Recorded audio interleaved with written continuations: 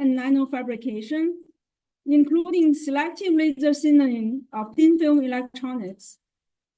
He was a postdoc at the Infrared System Laboratory, UNC Charlotte, from 2010 to 2012. And then he became an assistant professor at the Missouri University of Science and Technology. 2019, he joined the faculty of the Aerospace Mechanical Engineering in Notre.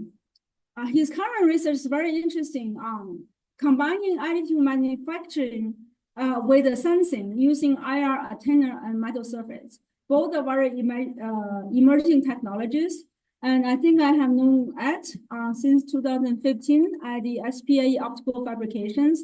And we have kept interacting at different conferences around the world. And finally, we have him over in Rochester. So he's going to talk about additive manufacturing, advancing and being advanced by imaging systems. Welcome.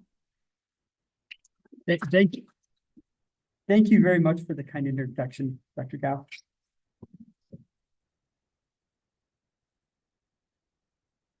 So I was told that this needs to be for most people are not aerospace and mechanical engineers, although I guess there's a couple. And so this is trying to highlight some of the imaging systems applications that have come through our research, which is primarily focused on additive manufacturing. And so in this talk, I'd like to go over just a brief introduction, talk a little bit about the University of Notre Dame. I think many people are familiar with it for some aspects, not necessarily the research aspects, a little bit about our group, and then go into our work on 3D printing glass, and then laser powder bed fusion and applying diagnostics to try to understand that process better. So just a little bit about Notre Dame. I think everybody, at least who grows up in the United States, is probably familiar with the football team. Very famous for that. It was founded in 1842, so has a long history, about 100 miles east of Chicago. It's one of the first, or it is the first Catholic university with an engineering program and a long kind of distinguished firsts in terms of wireless transmission. They had built a hand-cranked wind tunnel, discovered neoprene rubber, and one of the first particle accelerators at a university. So things that are not necessarily football related. Today, we're really working towards, for the last 20 years, there's been a push to transition from a primarily undergraduate university to a first-tier engineering research university.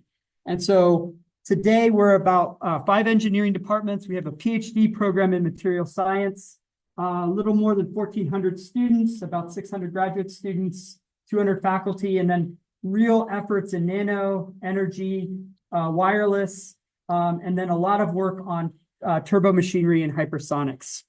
I was brought in 2019 as part of investing in manufacturing, advanced manufacturing. So a little bit about our laboratory. I don't know if I can move. Okay, I'll just keep going. A little bit about our laboratory. We're a laser processing group. So we're trying to use lasers to process material, to shape material as both additive, subtractive. And what we have is several integrated systems. So a system where we move the laser beam relative to a fixed workpiece with a galvo scanner. We have a precision motion system. This has about 75 nanometer repeatability, or at least that's what's quoted, in X, Y, Z, and rotation, and a number of laser sources. So we have a 250 watt CO2 laser, 200 watt CO laser, 20 watt ultra fast laser, and a 500 watt fiber laser. So standard laser systems that you would see in a lot of different groups. We're trying to bring these together to do interesting things. And so that's typified by using our femtosecond laser with our glass process, which I'll talk about in more detail. Trying to do some hybrid manufacturing there. as well as using the same laser on a different beam path into our laser powder bed fusion process to try to drive diagnostics as well as being able to do some subtractive work. Throughout this, nothing's possible without having a wide range of imaging diagnostics. And so we have cameras, both visible cameras in terms of trying to take real-time images of what's happening through a moving galvo system, as well as static images, and then a lot of infrared imaging. So we have a couple uncooled infrared cameras, and that really enables us to understand what's happening with heat transfer in the process. And so many of these things are thermally driven. Being able to visualize the heat becomes very critical to being able to do these things. One last thing that I won't have time to talk about is we're doing a little bit of structured light imaging. And so one of the challenges for imaging or mapping anything made of glass is that it's very specular and it's transparent. So we're bringing a CO2 laser in, heating it locally, and then looking at how that heat shows up on a thermal camera to be able to go to a emissive system, which is diffusely emitting rather than a specular imaging modality. We have a wide range of diagnostic equipment, and then we also do some work with microlithography, microphotolithography, as well as some embedded OFDR work. Oh, and this just shows photographs of these various systems. So we have this embedded in a pressure vessel, our stages here, and then kind of our research system that we're building at the end of the table. So thinking that you're in New York, close to Corning, you probably know all of that there is to know about glass, but just to go a little bit of a review there, there's a lot of reasons that glass is ubiquitous in our life. We see it all the time because it's transparent, it's in our windows, it's chemically inert, it makes our drinking vessels. It can be very hard, which is an advantage. It's very stiff and strong. It actually has very, very low viscous dissipation. And so it's almost a super elastic material, which is important for some diagnostic applications like this pressure calibration system. It can be very thermally stable. So there's ULE glasses that allow very low thermal expansion, and it's recyclable. And so unlike some of the plastics that are becoming that are extremely common, the glass is very, very easy to recycle, and that makes it attractive. It's also abundant in the Earth's crust. And so most of the Earth's crust is made up of things that could be used to make silicate glasses. This is something that manufacturing dates back to the Bronze Age. There's certainly industrial production of float gas, containers, optical fiber, but kind of going towards precision 3D objects is still a challenge. That's something that can be done for lenses, certainly with grinding and terrific advantages of single point diamond turning, and then polishing. A lot of the work that's been developed here around in the optics industry around Rochester. But if we want to make something like a structure like this that's more freeform, we really don't have a lot of choices there. I know people are working on that here as well, and there's some fantastic work going on at RIT on glass printing. But for most of the world, if they want to make a new shape like this, it's something that you would 3D print out of plastic. What you do is go to a scientific glass blower and work with them to create that artifact. So why is glass hard to 3D print? The temperatures are significantly higher than what you experience with polymers. And so you can think of something like ABS or some of the polymers that you would like to print or that are commonly printed, and you have glass transition temperatures around 100 degrees C. Some of the engineering polymers are higher, but even something like soda-lime glass, you're looking at 500 degrees C for the transition temperature, and get its viscosity low enough to really flow, you're looking at maybe 1,000 degrees, even for soda-lime glass, 1,000 degrees C. That's making it look a lot more like a metal or some of these objects that you would like to print. But whereas metals, when you turn them liquid, something that's crystalline and it goes to a liquid state, it has very low viscosity.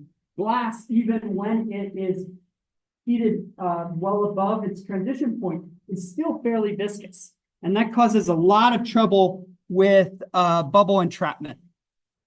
In addition, for some of the higher CTE glasses, they're prone to thermal shock. It's like a ceramic in that respect, and they're transparent to some of the lasers we would like to use that are commonly used in additive manufacturing. So people have done this, including our group has done some work with this printing using powder bed fusion, and you can get nice objects, maybe nicer objects than this, but there's things where this object, which is something we printed, if you were to pick it up, it will crumble like a sugar cube. And there's lots and lots of stress concentrations because you're entrapping these bubbles in this viscous melt. And if you heat it up long enough, as you would if you're doing the primary production of the material, you could heat it up and use buoyancy to allow those to escape. That process is too slow relative to the forming process. There's also been people doing inkjet printing as well as binder jet printing with glasses. This is a direct write extrusion, but up until about 2014, there really wasn't an opportunity to, or hadn't been printing transparent glasses.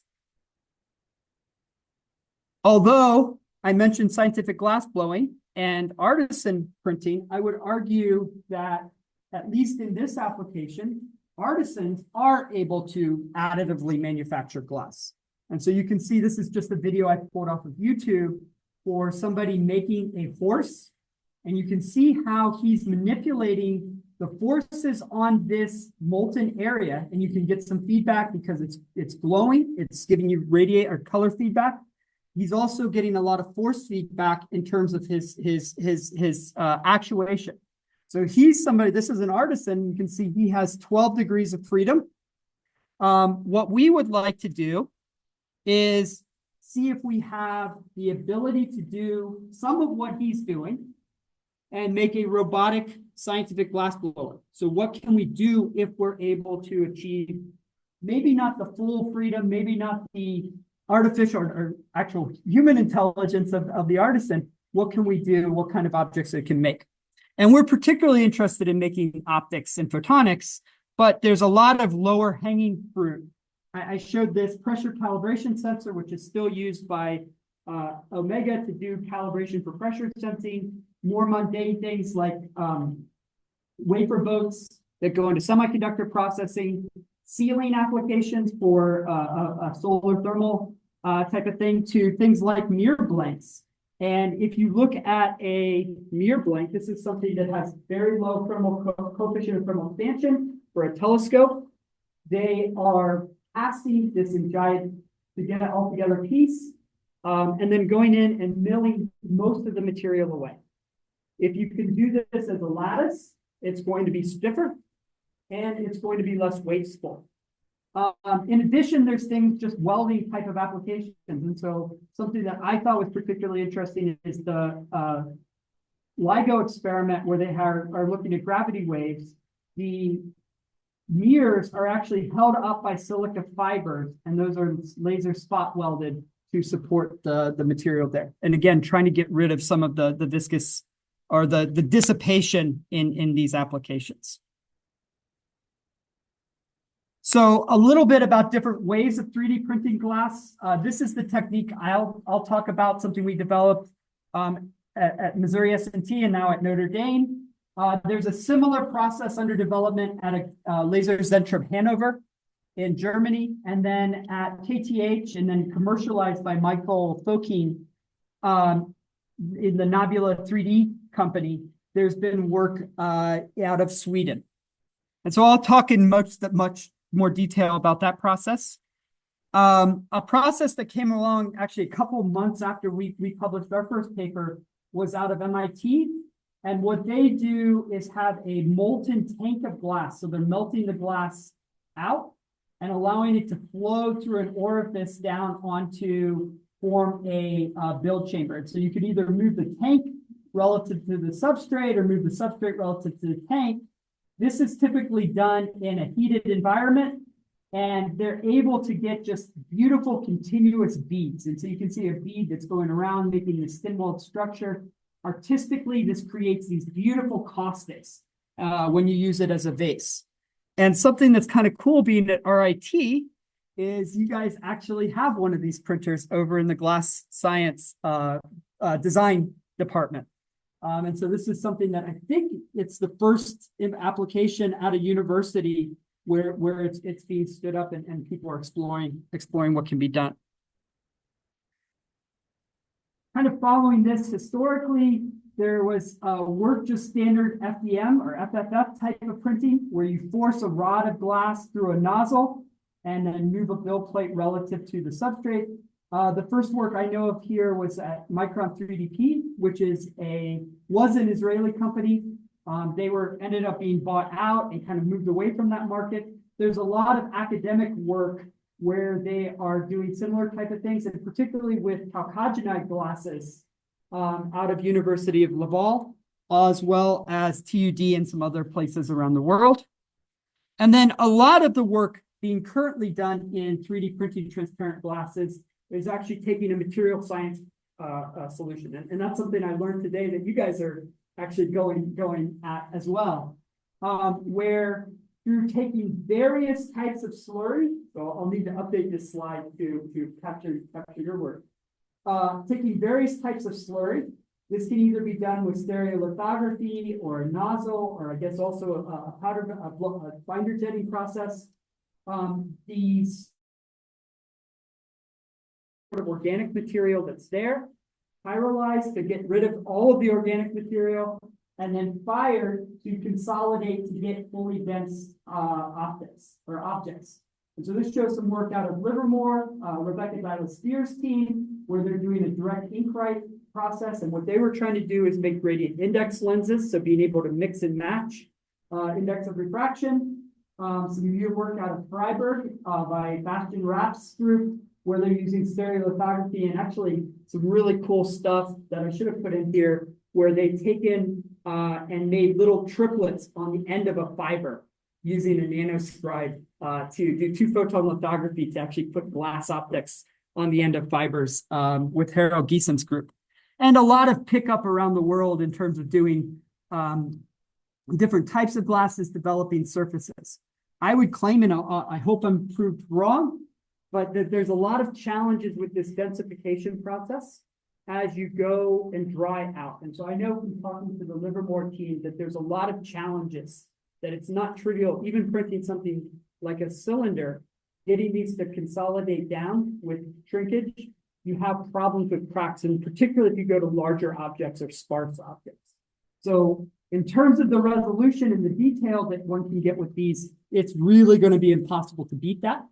But we think that for things that are sparse, like lattices, or things that have tubes in them, there may be some opportunities to still go, as well as things that are freeform, like some optics. So coming back to what our setup looks like, and I'll go on to this into the next slide, we're bringing our laser in currently, or at least in this setup, from about 60 degrees off normal. We're feeding a filament into the intersection of this laser and the workpiece. We're watching this with a camera from a couple different angles, as well as a thermal camera, to try to pick up what the temperature profile is inside the glass. If you look at just the visual image of what's happening, you can see this is a 2-millimeter rod, in this case, of borosilicate glass that's being fed into the laser process here. This is being heated. And so you can see this is getting hot enough to get a little bit of wetting of the substrate, and controlling this interface track dynamics becomes incredibly challenging and incredibly relevant for trying to print both single tracks as well as bulk objects, where we're trying to create a large object altogether, a bulk object.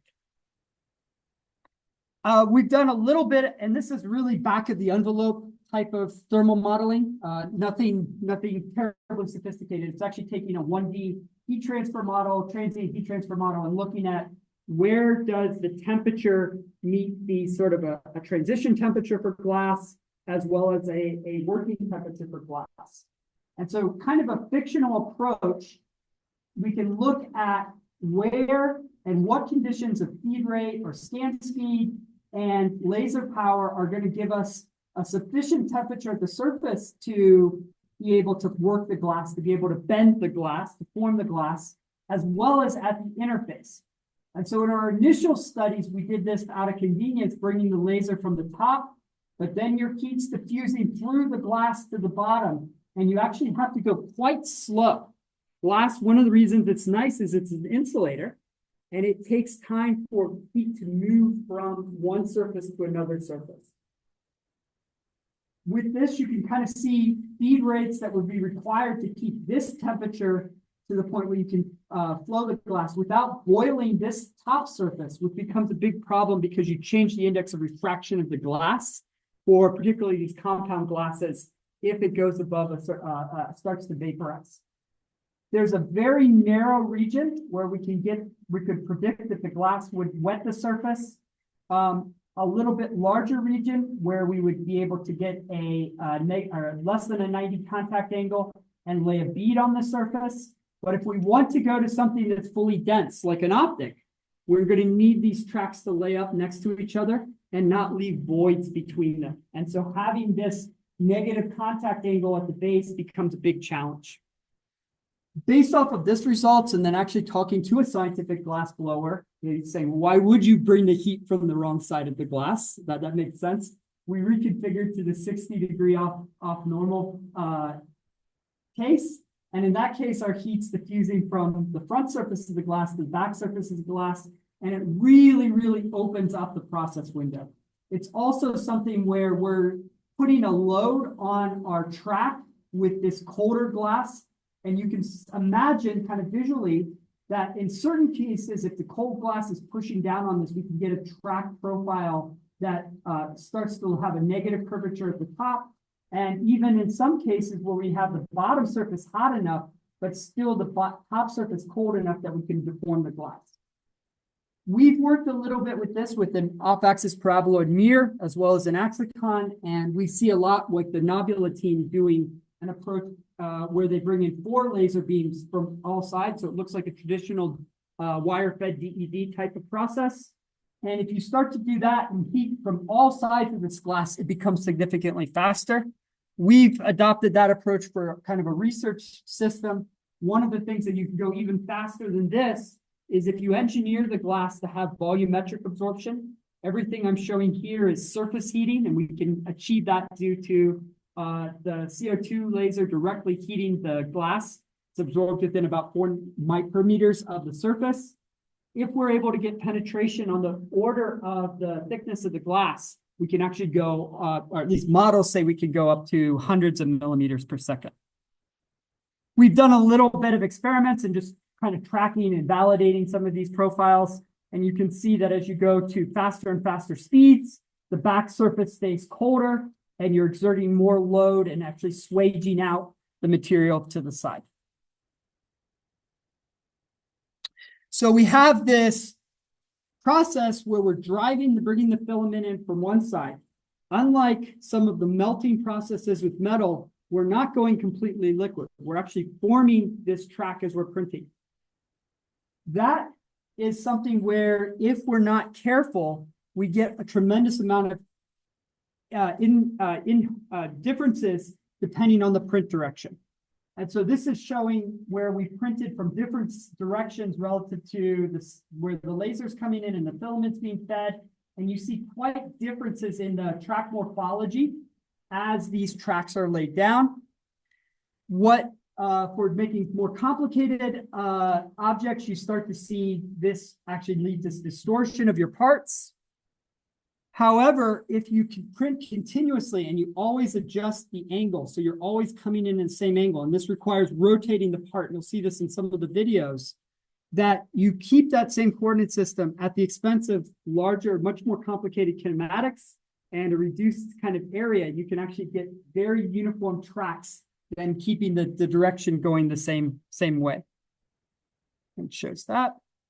With that, kind of in that plane, we can do actually printing off of the substrate. So because this glass isn't becoming molten like water, if you look at what's happening here, the laser's coming in, it's softening the glass to the point that it's bendable.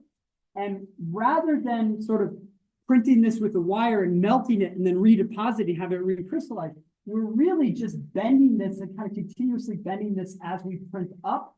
If you use too much laser power, it can slump and you actually get gravity acting more on it as you have a distributed heating source. If you print too little power, you'll end up with this sort of bending too stiffly and it'll distort away from the ideal track. And so there's a balancing act, and then having the imaging from the camera to be able to look at the temperature profile along this bead becomes really critical to being able to print 3D shapes in this configuration. This is a little bit, this is probably my coolest video, is actually looking at single mode optical fiber coming out of a hypodermic needle. You can see the laser coming in. It's actually a little bit flashing, but because this is really just a bending operation, we're able to print in the air without any kind of supports. So this is single mode fiber about the diameter of your hair that's being positioned relative to the laser and being able to create at least a single structure this way. We can also do some work trying to create tubes. And so if this is a forming process, we can apply pressure to adjust the pressure or adjust the size of the tube inside. We can do that in freestanding structures. And by understanding these forming dynamics, we can actually start to print fully dense 3D objects of glass. And so here you can see just a star pattern where it was filled in on the inside, unlike the open shelled one. You still see a little bit of witness marks from the layering, but it's not as dramatic as some of the things, and we have some techniques to make that better. The top is quite smooth, and so you can actually see my fingerprint being magnified on that lobe there. There's a little bit of contamination inside the glass. We're doing this in an open air environment, open lab environment, and we need to improve our contamination. But we're able to do this at about 2 millimeter cube per second with this side-fed approach. We need to go faster for this to be commercially relevant, but we think we have some techniques to get there. Where we've tried to do this is applying it to creating simple optics. And so something we started with even before we had the kinematics worked out with our stages was starting to print cylindrical lenses. And so in this case, we don't have to do quite as much with the rotation. We're just going back and forth. And so it's a little bit more straightforward. The process plan, we can lay down a series of beads next to each other where they're wetting the substrate, another series of beads, and actually 3 different layers in all of these cases that I'm showing here. Based off of the number of beads that we lay down, we get differences in the amount of the glass that's laid down, and then we run the laser over it again. That melts the surface to create this smooth surface. So we're kind of driven at this point just by what we get from reflow. There's challenges, especially with these larger beads, to actually be able to get the geometries that we want. But when we printed these things this way, we don't see much scatter. So this is taking a 1070 laser and shining through it just because we had a profiler at that set up for that. You're seeing it focus it to a cylindrical beam or it's a cylindrical lens. It's focusing it to a line. You don't see scatter, and we get down to about 8 times larger than the diffraction limit for these type of lenses. So we're not putting Thor Labs out of business anytime soon, but it shows that it's smooth and there's some freedom there to control these things. This is, I believe, 2 millimeter beads. 2 millimeter beads in diameter of the starting material. This is a great question. I don't have any slides on this or here. We can actually, if you feed faster or if you feed slower than you scan, you can actually locally draw the beads to get them a little bit smaller. But starting with 2 millimeter cane, you can only do so much. We've done this with cylindrical or spherical lenses, and so we can start to make plano spherical, plano convex lenses relatively simple at this point. The challenge, though, that we're interested in, and kind of this is stuff we haven't published, we presented it at SFF, is being able to now go beyond sort of what we get from nature with laying down tracks and reflowing these tracks to make smooth surfaces. If we want to make surfaces that are a freeform optic or even just an A-sphere, we need to do more than just the additive process. And so what we've been working on is using a graphite forming tool, bringing the laser in from the same orientation, but heating this glass up locally where it can be actually physically formed by this forming tool. We're really only getting fractions of a couple hundred micrometers per pass, and actually less than that per pass, before we start to thermally distort the underlying material. But this shows some initial results where we've been able to start with, in this case, just a flat 3mm substrate and put a cylindrical profile in it, with the accuracy being dictated by our stages. It's sort of, you could think of it like single point diamond turning type of an operation, but now instead of actually removing material cold, we're moving that material around hot. And so our next approach is to be able to start with finer filaments, which we're working with optical fiber, to be able to, after the optic is near net shape printed, go back and try to form it to the desired shape that we want. So if we go to finer filaments, and in this case, this is about 125 micrometer fiber, we're able to actually get much finer resolution and put down more complicated forms. We really wanted to use single mode optical fiber. We ended up getting all kinds of strange diffraction patterns in from the objects. We were scratching our heads at this point, so we started with just SMF-28. This ends up having a germanium core inside of it to actually do the light guiding, the 9-micron core. What we saw is, as we print this fiber, or as we print just a single track of fiber, we actually don't see much diffusion from this core. And so that's a real deal breaker if we're trying to print refractive optics from SMF-28, but it is something that we can use to print photonics and actually preserve that core as we guide this fiber around. And so this shows cross sections as we've laid down single tracks on this. As you go to where it's really slumped and really integrated with the substrate, this core is still staying intact, and our transmissions are comparable with sort of what we can measure with our measurement system. We're measuring our ability to fusion splice at this point. If we do a little bit of tapering, so going and keeping the mode gradually changing from undisturbed fiber to actually wedded to the substrate, we get much better transmission to these higher slumped profiles. And we can do at least simple things. This is showing being able to turn a corner. We're not quite as good as just winding the fiber around a mandrel, but we're able to guide significant amounts of power there. And as we get better with controlling these stages, we're able to increase this transmission significantly. I could do it in 3D. So I'm trying to speed up a little bit because I'm way going too much time. We're doing a lot with the glass printing. Kind of what we're working on now is printing structures. I hinted a little bit at doing coaxial printing, and we have a lot of opportunities here. So I'm going to change gears a little bit and talk about sort of how we're using not additive to try to create imaging systems, but how we're using imaging systems to try to improve metal powder bed fusion. And so this is one of the big classes of additive manufacturing. It's something that's been commercialized for printing everything from jet engine parts to biomedical implants. This is a machine at General Electric, and we were working with them to try to actually integrate some optical fiber into these metal parts for doing sensing applications. But I guess I've been told that if you've flown on an airplane in the United States in the last couple of years, you've probably flown on a plane that has at least a fuel injector created by additive manufacturing and laser powder bed fusion in particular.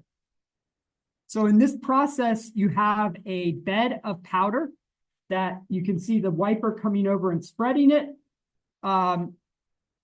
This is a new layer of powder. A laser is coming into and heating up this bed of powder. You have the potential for powder to become entrained in this profile, in this heated profile, you're actually sustaining a melt pool.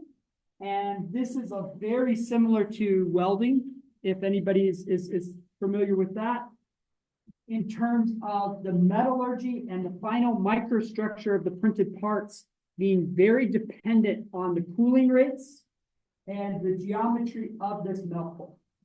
And so with this, it's a primary objective, or the first objective, and actually widely being passed in commercial machines now, to just be able to print things that are almost fully dense, that are 99% the density of what the metal should be. This shows a Renishaw AM machine, and this is the machine that we did a lot of the work I'll present here, and it's a commercial machine. We also are working, I'll touch on the end of the machine that we're building up in the system we're building up. So the top image shows just the stationary camera, kind of giving you a feel for what happens with the process. We can also split cameras in, and this shows that Renishaw AM250 machine directly and follow the melt pool. So we're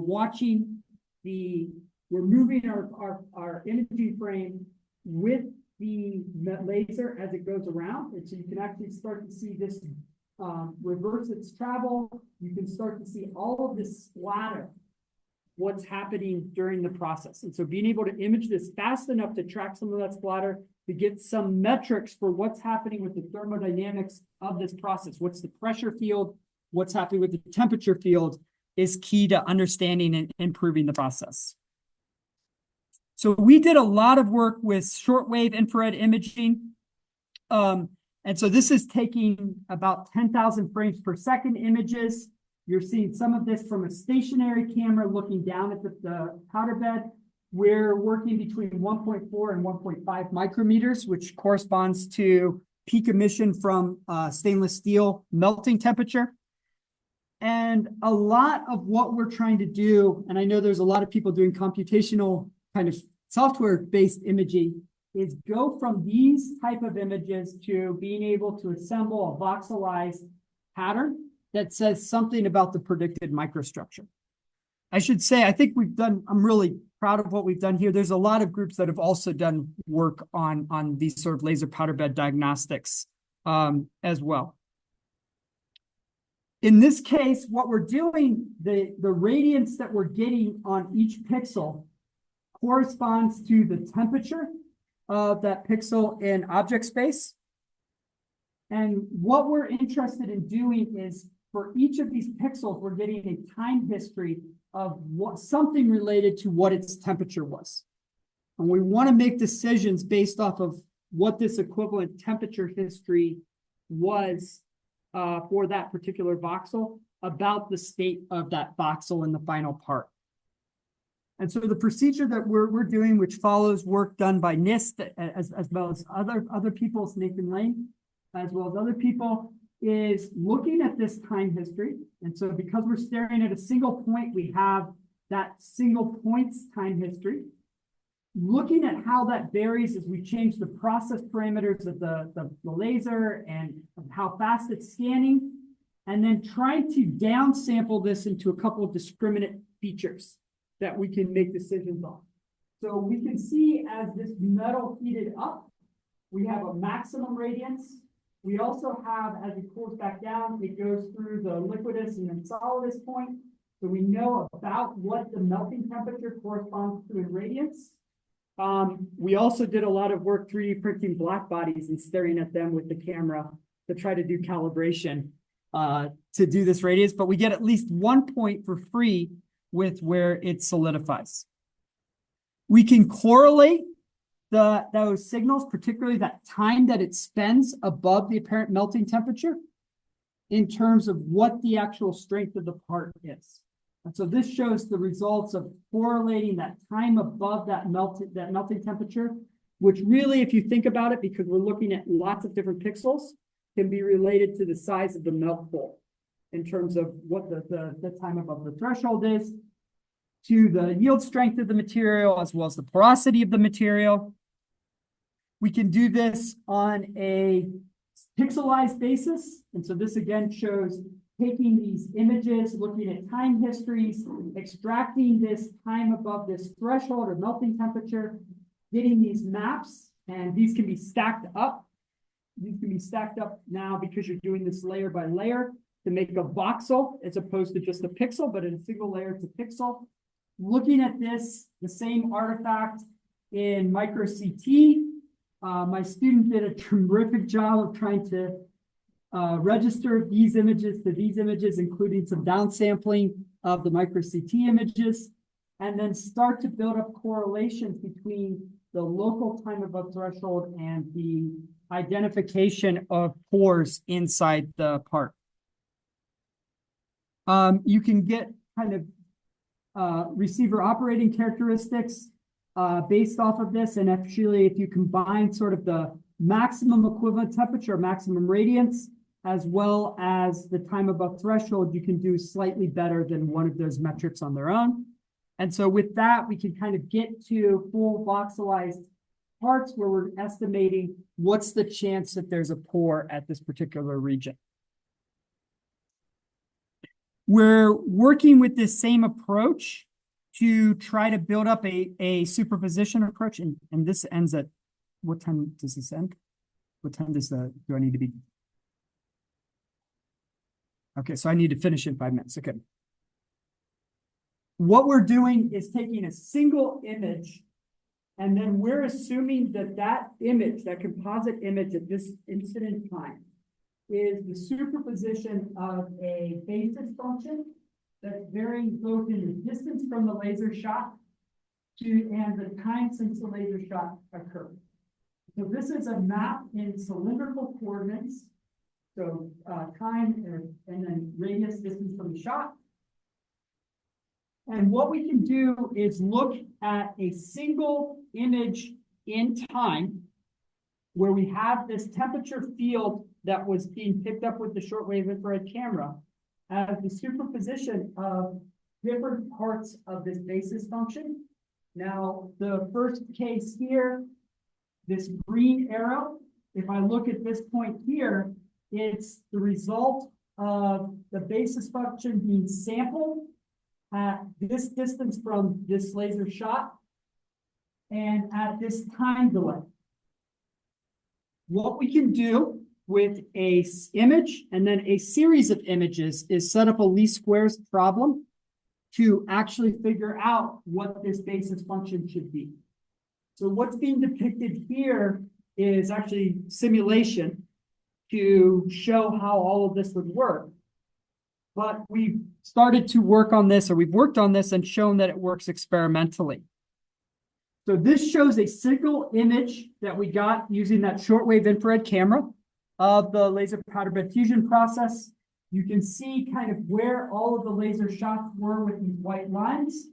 You can also see the sort of resolution that we're getting from this camera, as well as some of the splatter that's coming off of this melt pool. We can process that knowing that each of these images is this superposition of lots of these cylindrical radial basis functions to extract what that basis function looks like as a function of the distance from the center of the laser, as well as from the time when that laser shot occurred. And so this shows taking real experimental data to back out what this basis function should look like empirically. If you're into heat transfer, I guess it's also in optics, this is a Green's function for what the response of the material is to the laser. And so with this, we can actually compare what actually the expected we get from the Green's function. Once we fit the Green's function, apply it to different scenarios and then compare it to what really happens in those scenarios. So the top is different frames that are grabbed from the camera with what we predicted from that fit basis function and what's happening here. You can see reasonably good agreement. We're filtering out now with this all of the splatter and some of the noise from the camera because we're taking in lots of data to do lots of averaging. And reasonable predictions, including things like this shoulder in this case, that track with what we really see from experiments. This starts to break a little bit in terms of the air. If you have the laser transverse really, really fast, what we're modeling here is taking heat transfer as a completely linear process. And anybody who's studied heat transfer knows that that is a horrible assumption to be making for something where you have radiation, you have variable thermal properties.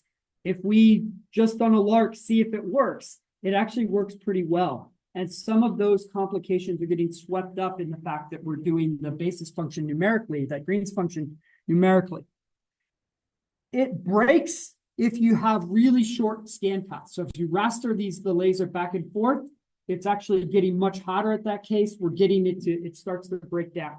But if you go to longer paths, and so each of these spikes is where the laser has reversed itself and is coming over the point again. When that's very close, it's not terribly accurate, but we start to be reasonably accurate when we get to longer scan paths. And we can then start to think about using this as a predictive tool. So because each point in this print is seeing a slightly different temperature profile, that means it's going to have potentially different microstructure. With this is light enough weight that once you've generated this basis function, once the Green's function, you can apply it in a forward basis to very quickly predict what the temperature profile would be and make corrections. And so looking at sort of our monogram logo, you can see because the laser is going back and forth in these directions, they end up having a much larger melt pool in that location than where the laser had a longer distance to travel. So a lot of work to do, but I'm particularly excited about this kind of from a thermal science perspective. And something that kind of uses imaging to go at and make decisions. Because of time, I'm going very quickly through this. We've done some work with optical emission spectroscopy. So this is just single point imaging. And we can see taking light from the emitted melt pool into a spectrometer. We start to see emission peaks from some of the more volatile elements coming out. And we can track that with part quality. And then what we're working on in my lab the last couple of years is building up this system where we can include the ultra-fast laser that lets us not only do the process with the continuous laser to solidify and fuse the powder, but also potentially to ablate it, and then also to generate a plasma that lets us sample something about what this chemistry is locally. Down the road, we're hoping to do some work with both with using the laser to process the material chemically with that plasma as well as the shock peanut. We built this in a pressure vessel, and so that creates all kinds of complications in terms of imaging through these sight windows. The imaging through the back window is actually done with a periscope, and we're using that with a little bit of laser speckle imaging to try to look at local deformation during the process. You can see what happens. We can actually look at white light imaging to see both a laid down welded track and then where we've cut it with the laser. We can look at deposited tracks in terms of doing EDX or energy dispersive X-ray spectroscopy in an SEM. And what we see is at the edges of these tracks, we start to see a little bit, if you squint, chromium depletion. And track that with the emission spectra. And so this shows what you get from the spectra using just the IPG, just the continuous laser. And if we use the femtosecond laser, now generating a plasma, we actually start to see much cleaner spectra that we can make decisions with. So in conclusion, I think I showed you a little bit about the digital glass forming process and how that can be used to create both structural elements as well as imaging elements. And then some of the applications very quickly for doing imaging in this laser powder bed fusion, as well as many other additive manufacturing processes. Of course, this is done with lots of talented graduate students. So students at both University of Missouri S&T, as well as students at Notre Dame and terrific collaborators at different places. So thank you very much.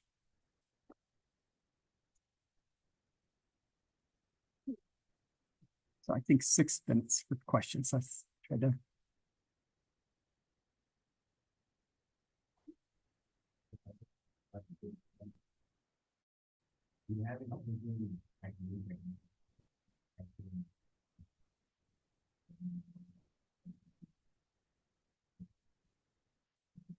That's a great question. No, other than just looking at the surface directly and trying to see what's happening thermally. So when we're in focus, we have the most confined thermal profile. And particularly if we look at the derivative of that thermal profile, right when the laser kicks on, we actually get a fairly accurate representation of what the beam looks like. But that sort of almost like a confocal setup or something to track that. It's probably more trouble than we wanted to go through. We're mechanical engineers, but that's a great idea.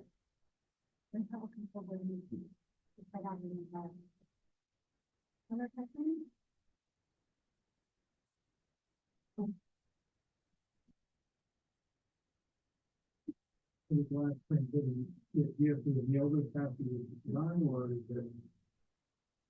We do for the soda line stuff.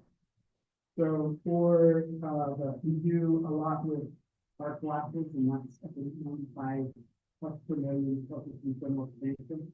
And if you just take that off of the build plate, I should have mentioned you keep the build plate while you using the box as well. The thermal shock it in the way. We'll take that off and we'll anneal it down to room temperature over a slow period of time and go through that finished shock. Right, so there's enough mismatch between the glass substrate and the chip like we're using and arc glass that it cracks quite badly. If we anneal it gradually, with maybe 100 degrees per hour, cooling down on that order of magnitude, it survives fairly well. You don't need to do that with quartz glass. And so some of the ULE glasses, you wouldn't have that challenge. In borosilicate glasses, Pyrex is somewhere in between. You can get by with a lot that you couldn't with the soda line glasses. We like the soda line glasses to play around with because they're pretty with colors and they're cheap. And as we get into more of the technical glasses, it's more expensive, but we have a lot more freedom thermally to not have to deal with them. That's a great question. So I saw you have a vacuum chamber. Yeah. Why do you think That's a great question. So we're trying to put down metals. And so the metals they're being melted. And we will get oxidation if it's done in a regular ambient environment. You actually get sort of you saw some of the sparkler show with the laser powder diffusion. That's quite a bit more dramatic if you do it in air. So people typically run this with atmospheric argon or atmospheric nitrogen. And so if you run it in vacuum, we bought the vacuum chimney. We bought the vacuum chimney. If you run it at lower pressures, much of your melt pool dynamics just comes through conduction. And so you get these relatively spherical shaped sort of laser interaction because it's just conducting as heat's introduced at the top surface. A lot of what's necessary, if you think of trying to put down maybe 50 micrometer layers of powder, you need this laser thermal melting to actually penetrate several layers deep to actually get the fusion. But at the same time, if you have 150, 250 micrometers of depth, you're going to have, if it's in this mode, you're going to have that same amount of width, right? More actually in width.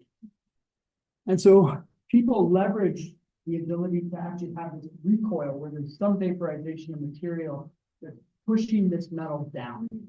If you get too much of that, it'll collapse and form a pore or a keyhole. But the right amount of it is absolutely critical to getting high quality prints. And so we wanted to be able to adjust what the effects of the pressure were, what effects of the gas. Maybe we can drive some different chemistries down the road by having different gases in there. As well as having the potential to go over pressure. So right now you need to have some of this atmosphere to push back against in terms of that recoil to get that pushing down. What would be possible if we go to higher pressures? And we saw some work out of John Hart's group at MIT where they did some really nice investigations at much higher than atmospheric pressure. And so this gives us the ability to study that. So it's kind of trying to future-proof it or in the midterm future-proof. Go with that. So we can go up to 10 atmospheres, and then because everything in our setup is open, we can actually potentially adjust the pressure and the gas during the process to be able to do potentially a pathway to functional grading parts. Okay, all right, very nice. As you mentioned, also the pressure changes the dynamics of that plume above the part quite dramatically, and it's something where we get significantly brighter signals as that's confined within the interrogation volume of the spectrometer and what the probe is. So we think it's an important lever. We haven't figured out everything we want to do with it, but it is something as we bring the system online. And we're still working to bring the system completely where we're getting reasonable prints.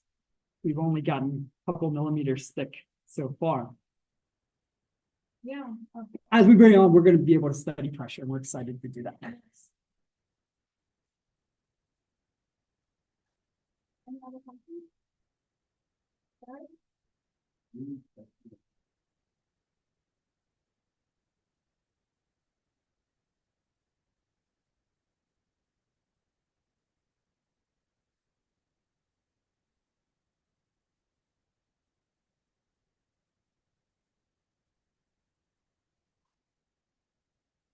So yeah, that's a great point. So I should have made that more clear in the beginning. In the beginning, we were starting off with powders, and other people were showing powders. So you could go potentially fine with powders. You could also potentially do some of the chemical stuff with the liquid precursor. What we're doing is getting around that by starting with fully solid material that comes in, and we never want to vaporize where we could get porosity. So with that, we're limited really by the size of the feedstock that we use, notwithstanding the ability to run into the job. What we've seen is when you reflow, when we try to essentially plane polish, you're melting the top surface of the material to the point that it's soft and can react based surface tension. With that surface tension, locally, it's starting to act almost like a low-pass filter. And so you're filtering out all your high spatial frequency stuff on the surface. It's not as straightforward as that. It's not completely linear the way I'm framing it, but you can think of it that way. And so we have sort of two factors. And I'm not trying to dodge the question, trying to give you just kind of what I know about it. Is as we go to finer feedstock, we're able to more closely get more accuracy with our low spatial frequency. And then for most optical applications, at least the type of optics that we're going after, we need to get rid of all of the high spatial frequency. I think if people want to do high spatial frequency things with this, as long as and most of that's going to be relatively small, so like molded type, the type of things you might do with molded optics, you're going to be better served by sort of the multi-photon precursor, and then you can, if it's high volume, you can deal with figuring out the densification and just like that. You're trying to make a several inch aperture freeform optic that may be more problematic, and we think we have more of a pathway to those type of things. In that case, we're going to go with our forming operation, our subsequent follow-up direct forming operation, followed by a last reflow thing. And that's what we think we can potentially start to make realistic reflow optics. Big question.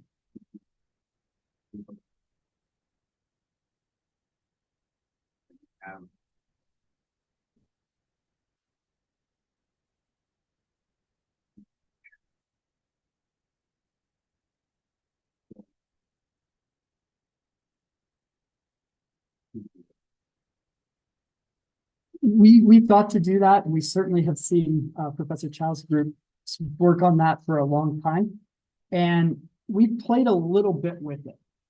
We have very poor luck registering our objects, so we don't know exactly what that surface initially looked like.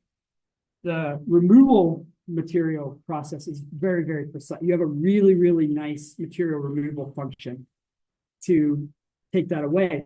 But if you don't know what the original surface looks like, that precision doesn't necessarily help you. So we've done some stuff where we've taken the part off, scanned it, but we're scanning it with 15 micron resolution, maybe worse than that.